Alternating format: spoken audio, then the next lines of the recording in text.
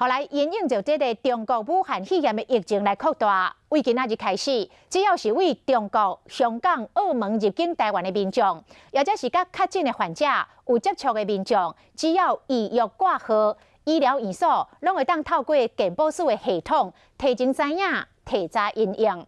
另外，昨是翠安实名制开始实施的第一个礼拜日，可能是因为礼拜有真侪药局拢来休困，所以配送的158万片的翠安，敢若卖出6000外。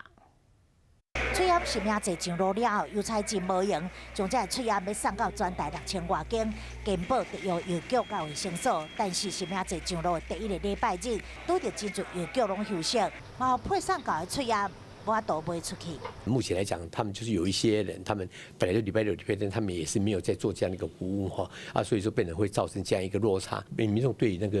那个口罩也是看不同的区域有不同的那种要求跟压力啦哈。6月初到翠安配送的总数158万外片，实际卖出只有98万片。健保署表示，无配送到邮局的翠安会伫过长工补送，原本只有200片的数量，会搁再增加200片会使卖。为了防止疫情的扩大，健保署嘛利用健保系统提前掌握防疫名单。